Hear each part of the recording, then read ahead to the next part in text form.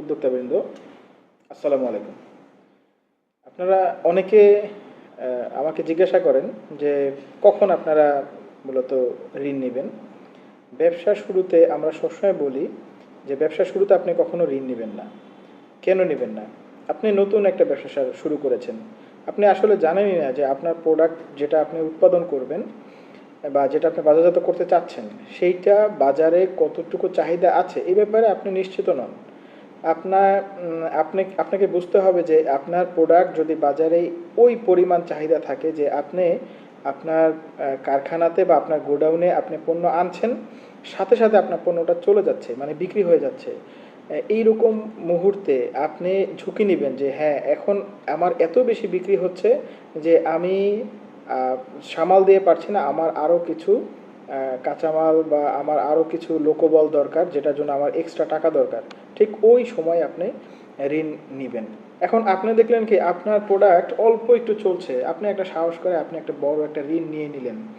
কিন্তু ঋণটা নেবেন, ঋণটা নিলে পরে আপনার প্রোডাক্ট বিক্রি হোক বা না হোক, আপনার সুদ কিন্তু কাউন্ট হতে থাকবে।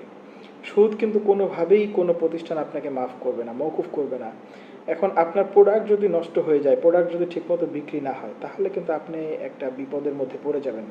এই জন্য আমরা সবসময় যেটা বলি, আমাকে 100% কনফার্ম হতে হবে যে আমার প্রোডাক্ট বাজারে কত পরিমাণে চাহিদা আছে। ব্যবসা শুরুতে কখনোই আপনার ঋণ নিয়ে ব্যবসা শুরু করবেন না, এক।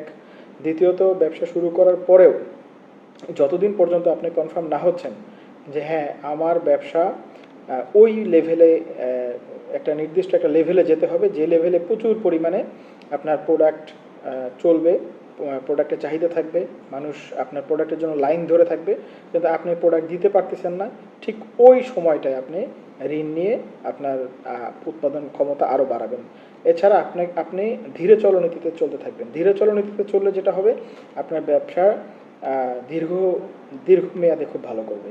কিন্তু এটা না করে যদি আপনি খুব তাড়াহুড়ো করতে যান, আমাদের অধিকাংশ উদ্যোক্তারা তাড়াহুড়া করে তারা আসলে ধ্বংস হয়ে গিয়েছে বা ধ্বংস হয়ে যাচ্ছে। আর একটা বিষয়, আপনি যদি চলতি মূলধন খাতে ঋণ নেন, তাহলে সেই টাকাটা অবশ্যই চলতি মূলধন খাতে আপনাকে ব্যয় করতে হবে। কোনো ক্রমেই, কোনোভাবেই, কোনো পদ্ধতিতেই এই চলতি মূলধনের টাকা দিয়ে আপনি কোনো স্থায়ী সম্পত্তি ক্রয় করবেন না। সবাই ভালো থাকবেন, শুভকামনা সবার জন্য।